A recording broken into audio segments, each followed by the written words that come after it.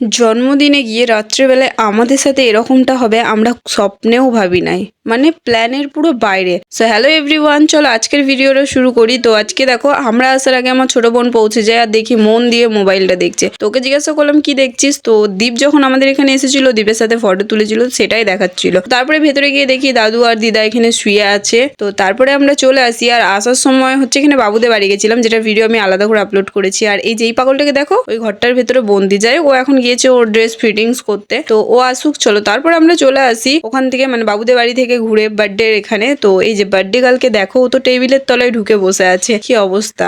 তো তারপরে ফাইনালি আমাদের হচ্ছে ওর জন্য মানে এটা ওর 2 বছরের জন্মদিন ছিল, তাই ওর জন্য 2টো কেক আনা হয়েছিল। তো তারপর হচ্ছে কেক কাটিং হয়ে যায়, আর কেক কাটিং হওয়ার পর আসে সেই পালা। আমরা তখনও হয়নি। তো এই সোনো স্প্রেটা দিয়ে না আমি জাস্ট জামাইবাবুর একটুখানি মুখে দিয়েছিলাম, কিন্তু ব্যাস ওর মুখে একটুখানি দিয়েছি। আর এখানে হচ্ছে আমার বোন ওকে সাহায্য করেছিল, যে আমার ছোট বোনটা আছে না, ও যদি ওকে সাহায্য না করতো আমাকে এভাবে ভূত করতে পারতো না। দেখো কি অবস্থা করেছে, আমি সামান্য একটু মুখে দিয়েছিলাম, আমার তো গোটা মাথাটা ভর্তি করে দিয়েছে। যাই হোক, তারপরে এখানে কোনোভাবে সোনো স্প্রেটা মুছে টুছে নিয়ে দিয়ে বসেছিলাম।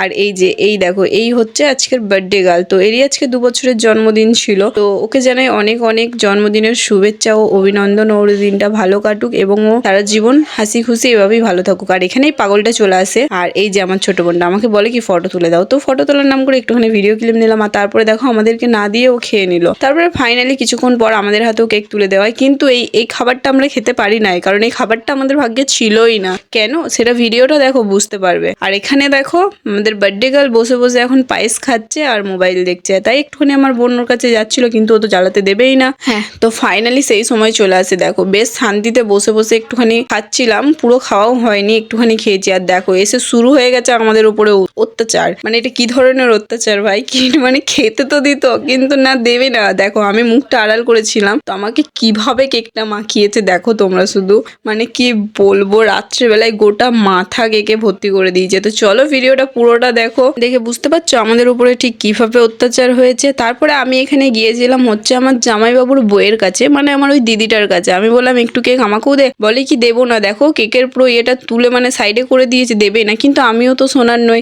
নিচে যত ক্রিম পড়েছিল সব খুঁজে খুঁজে মানে কুড়িয়ে নিয়ে দিলাম ওর মুখে, কারণ এ ফুল সাপোর্ট করেছিল ওর বরকে আমাদের ওপরে কেকটা মাখানোর জন্য। জানো তো কেকগুলো কেটে কেটে বরকে আলাদা করে দিচ্ছে যাতে আমাদের ওপর মাখাতে পারে, মানে আমাদেরকে পুরো মাখিয়ে ভূত করতে পারে। হ্যাঁ, ওদের প্ল্যান অবশ্য সাকসেসফুল হয়েছে, কিন্তু আমাদের প্ল্যানটা সাকসেসফুল হয়নি, কারণ আমরা তো এরকম ভাবি নাই না। দেখো কিভাবে আমাদেরকে কেক মাখিয়েছে। এখানে দেখো তোমরা শুধু, মানে একজনকে দিয়েছি বলে আরেকজন এসে হেল্প করছে, তাহলে এভাবে কি হয় বলো? এভাবে চিটিং করলে হয় না। দিদি কোথায় আমাদের হয়ে বলবে না, দিদি দিদির বরের হয়ে বলছে, বিয়ে হয়ে গেছে কিনা ওই জন্যই। তারপরে দেখো এই বেচারা তো কিছুই করেনি, তবুও মানে ওকে না পেরে এর ওপরই বদলাটা নেওয়া হলো। কিন্তু আমি নাই, এরা 3জনে নিয়েছে, কারণ এদের জামাইবাবু বলে কথা। আর এখানে একে দেখো, এর বাবাকে কেক মাখিয়েছে বলে ও বলে কি কেন কেক দিলি আমার বাবাকে। তো তারপরে ওকে আর কি 2-3 চর দেয়, ও মার খেয়েছে, মানে পরের দিন পর্যন্ত ও মার খেয়েছে। তারপর হচ্ছে এখানে আমি বলছিলাম একটুখানি কেক দে আমাকে, ও কতটুকু কেক দিল শুধু তোমরা দেখো। মানে প্রথমে ভেবেছিল আমি কেকটা চাইছি মাখানোর জন্য, কিন্তু আমি কেকটা মাখানোর জন্য চাইনি, খাওয়ার জন্য চাইছিলাম। দেখো আমায় কতটুকু দিল।